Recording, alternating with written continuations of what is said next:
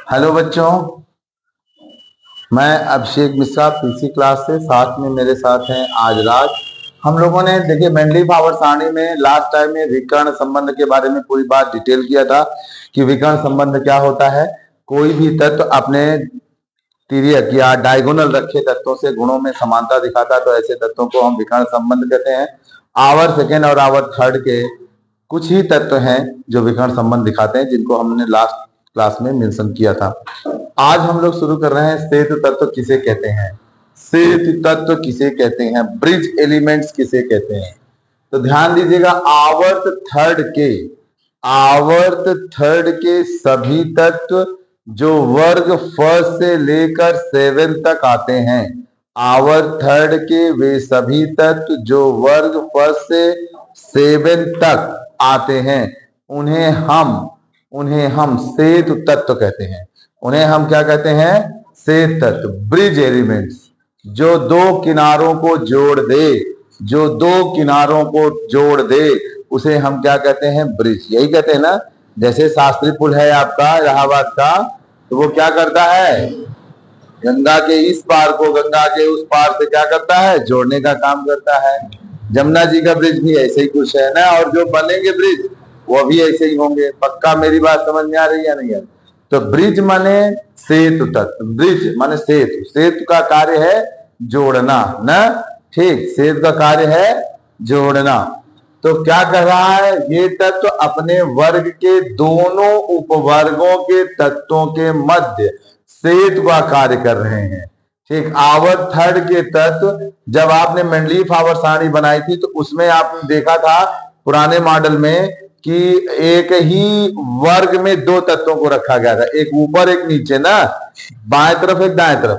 तो उसे हम कहते हैं कि एक तत्व अपने वर्ग, जो वर्ग रखा गया था उसके दोनों उपवर्गों के तत्वों से के मध्य सेतु तत्व का कार्य करता है। जैसे सोडियम है, लिथियम के नीचे आवर्तन में सोडियम रखा गया, वह पोटेशियम से भी गुणों में समानता दिखाता है, वह कॉपर सिल्वर और गोल्ड से भी गुणों में समानता दिखलाता है, इसलिए सोडियम को हम सेतु तत्व कहते हैं। इसी तरह से अगर हम लोग दूसरा समूह लेते हैं आवर्त थर्ड, तो उसमें मैग्नीशियम के नीचे कैल्शियम, स्ट्रांसियम, बेरियम, रेडियम रखा गया है, जबकि उसी वर्ग में के दूसरे उपवर्ग में जिंक, कैडमियम और पारा रखा गया।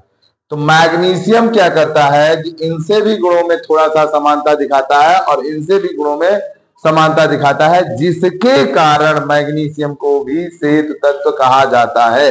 इस तरह से आवर्त थर्ड के सभी तत्व सेतु तत्व कहलाएंगे। हमने यहाँ पर सोडियम और मैग्नीशियम दो के एग्जाम्पल दे दिए हैं। आवर्त थर्ड के sodium, magnesium, aluminium, silicon, phosphorus, sulphur, chlorine, ये सभी तत्व सेतु तत्व का कार्य करते हैं, ब्रिज एलिमेंट का कार्य करते हैं। संक्रमण तत्व किसे कहते हैं? अब आता है अगला क्वेश्चन। सेतु तत्व हमेशा 1 या 2 नंबर के क्वेश्चंस में आता है, याद रखिएगा। संक्रमण तत्व किसे कहते हैं? ट्रांजिशन एलिमेंट्स, उपवर्ग में जिन तत्वों के गुण सेतु तत्वों के गुणों से कम समानता दिखाते हैं, सेतु तत्वों के गुणों से कम समानता दिखलाते हैं, उन्हें हम लोग क्या कहते हैं? संक्रमण तत्व कहते हैं।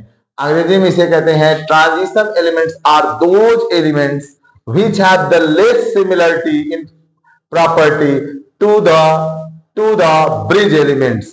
ब्रिज एलिमेंट से गुणों में समानता जो कम दिखलाए उसे ही हम लोग क्या कहेंगे? संक्रमण तत्व। संक्रमण तत्व की एक और परिभाषा है। क्या परिभाषा है?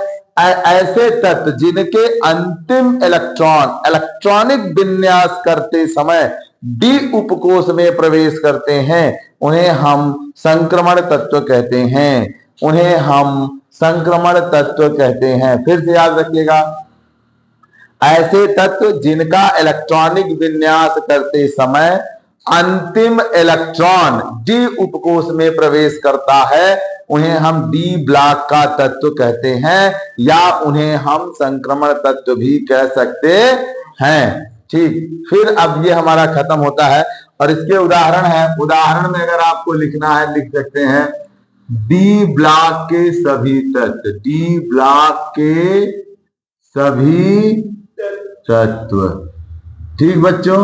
अब आते हैं मेंडलीफ की आधुनिक आवर्त सारणी की क्या उपयोगिता है, मेंडलीव की आधुनिक आवर्त सारणी की क्या उपयोगिता है। तो पहला, अध्ययन में सहायता हो गई। अध्ययन में कैसे सहायता हो गई, 118 तत्वों को उन्होंने बांट दिया किसमें, आवर्त और वर्ग में। किसमें बांट दिया, आवर्त और वर्ग में। जैसे ही उन्होंने आवर्त और वर्ग में बांट दिया तो हम लोगों को आसानी यह हो गई कि एक ही आवर्त में जब हम चलेंगे तो गुणों का, एक ही वर्ग में आवर्त में जब हम चलेंगे, आवर्त में जब हम चलेंगे तो गुणों में धीरे धीरे परिवर्तन होता है। गुणों में धीरे धीरे क्या होता है, परिवर्तन होता है। लेकिन जब हम एक ही वर्ग में ऊपर से नीचे चलेंगे, लेकिन जब हम एक ही वर्ग में कहां से चलेंगे, ऊपर से नीचे, टॉप टू बॉटम, तो सभी तत्वों के गुण एक जैसे होते हैं। अगर हम उसमें से एक तत्व के गुण का अध्ययन कर लें, अगर हम उसमें से एक तत्व के गुण का अध्ययन कर लें तो हम यह मानते हैं कि सारे तत्व यही गुण दिखाते हैं, सारे तत्व यही गुण दिखाते हैं। समझ में आती, यह आसानी हो गई थोड़ी सी हमें। दूसरा है नए तत्वों की खोज और उनके गुण। मेंडलीव ने जब अपनी सारणी बनाई थी तो उस समय कुछ तत्वों के परमाणु भार, उनके गुणों के बारे में तो बता दिया था, लेकिन उस समय वो कुछ तत्व नहीं खोजे गए थे। तो मेंडलीव ने वहां रिक्त स्थान छोड़ दिया था और ये कहा था कि यदि इन तत्वों की खोज होगी, यदि इन तत्वों की खोज होगी तो सारणी में ये यहीं रखे जाएंगे जहां मैं रिक्त स्थान दे रहा हूं। जहां कौन दे रहा है, मैं रिक्त स्थान दूंगा, वहीं पर इन तत्वों को रखा जाएगा और कहीं नहीं रखा जाएगा। और जब इन तत्वों की खोज वैज्ञानिकों ने कर लिया तो देखा क्या कि मेंडलीव जी की जो फोरकास्टिंग हुई थी, माने भविष्यवाणी हुई थी, वो एकदम सत्य निकली, 100% सत्य थी, 100% परफेक्ट निकली बात। और जब इसमें कौन कौन से तत्व थे उस समय जो खोजे गए, तो स्कैंडियम था, जर्मेनियम था, गैलियम था, ठीक। और इसके बाद और भी वैज्ञानिकों को प्रेरणा मिली कि और भी खोजो, ठीक। तो जो पहले कम एलिमेंट थे आज देखिए 118 तक पहुंच चुका है। इसके बाद आता है मेंडलीव आधुनिक आवर्त सारणी में, ठीक है, कि परमाणु द्रव्यमान में संशोधन। तो इसको हम लोग अगली वीडियो में देंगे। तब तक के लिए धन्यवाद बच्चों।